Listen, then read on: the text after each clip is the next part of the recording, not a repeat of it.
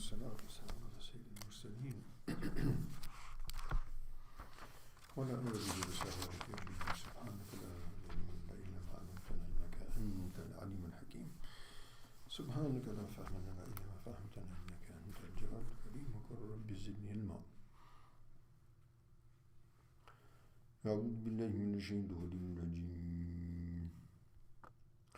ولكل جعلنا موالي مما ترك الوالدان والأقربون والذين عقدت أيمانكم فآتوهم نصيبهم إن الله كان على كل شيء شهيدا.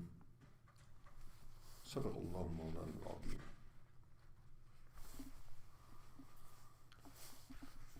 So here Allah subhanahu wa ta'ala continues to elucidate the injunctions regarding the inheritance. And as mentioned yesterday, there was the mention of Sahaba, particularly the riwayat of Salama radiallahu ta'ala anha, when she sort of just expressed the sort of wish that, had looking at the fact that the men participate in jihad and also their portion is double that of women of the mirath. So she and perhaps others, had we not been men, we could have had that benefit in these regards. So here Allah subhanahu wa ta'ala, and then of course after mentioning yesterday, لا تتمنى ما فضل الله به بعضهم على بعض. So this is the choice of Allah subhanahu wa ta'ala, and He favors some over others in various ways and forms. And everybody has somebody above them and somebody below them. وَفَوْقَ كُلِّ ذِي عِلْمٍ عَلِيمٍ. Even in knowledge, there's always somebody more knowledgeable.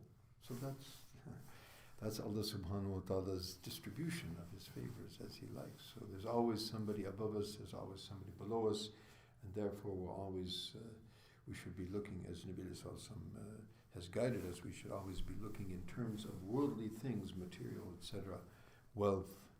We should be looking at those below us so that we consider the favors of Allah subhanahu wa ta'ala, that He has favored us over many. And in terms of deen, we should be looking at those above us so that we aspire to achieve. And we mentioned also yesterday that there are things which Allah has given, which that's a taqsim. You cannot aspire to get them. They are Allah subhanahu wa ta'ala's gifts, your height, your color, your ethnicity, etc., etc. However, characteristics, imani, qualities, good action, good character, that we can aspire for. So we look to others and we sort of, aspire to acquire what they have. That's fine. And here Allah subhanahu wa ta'ala mentions, and in terms of inheritance, وَلِكُلٍّ جَعَلْنَا مَوَالِيَ مِمَّا تَرَكَ الْوَالِدَانِ وَالْأَقْرَبُونَ. We have made for everyone who has passed from this world, their wealth and their belongings pass on to their mawali, their inheritors, their blood relations and relations, as we mentioned, of the different types, be it blood relation or marriage relations or through the foster relations. The various types of relations that are mentioned in the laws of inheritance. So we have made for them, all of them, a portion. And those portions, of course, are not portions which a legal counsel sat down and thought about. These are tanzilum min Rabbil Alameen. These come from the Lord of the worlds, the creator of the universe, and He knows best what is in the best interest of all. And so accordingly, according to His wisdom and His justice, He has appointed various portions for all, whether it be the parents, whether it be the children, whether it be the spouses, etc., the asaba, the relatives. وَالَّذِينَ عَقَدَتْ أَيْمَانُكُمْ فَآتُوهُمْ نَصِيبُهُم. Also, early on, as we probably is mentioned from time to time in Sirah, in other words, the tribal connections and the connections of alliance between tribes for the sake of protection, etc., was part of the tribal system, and therefore they used to actually even inherit one another. Those who had the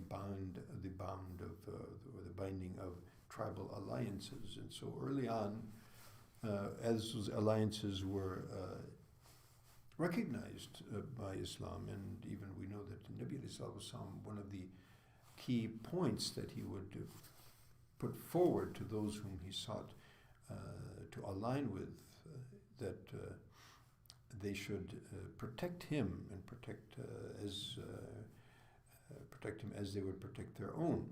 And that was a very crucial thing, keeping in mind, as we've mentioned from time to time, that there was no central government, there was no police force, there was no, otherwise infrastructure for security. This infrastructure of security was tribal alliances. So here, Allah subhanahu wa ta'ala also mentions that, so those whom you have such alliances with, then they also, whatever portion has been decided, some have mentioned it was a sixth at one point. In any case, they also have their portion. Some say that there's also, early on, that perhaps it's also inferred the brothers or the relatives which Allah subhanahu wa ta'ala, that relationship, we call them mu'akhat, where Allah subhanahu wa ta'ala made a brotherhood between the muhajirs from Makkah and the people of Medina.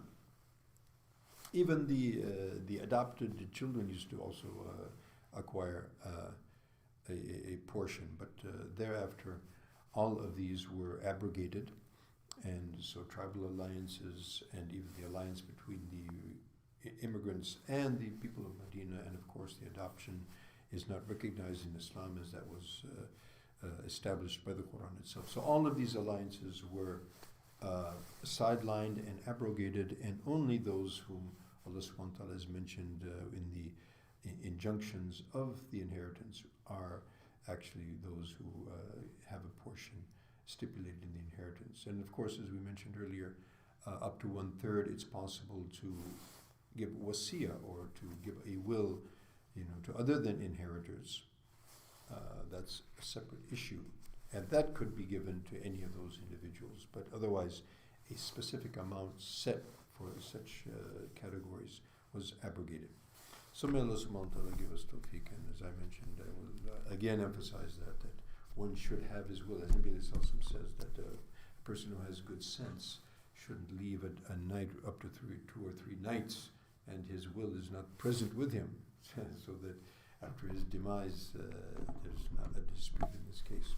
Allah subhanahu wa ta'ala give us all tawfiq.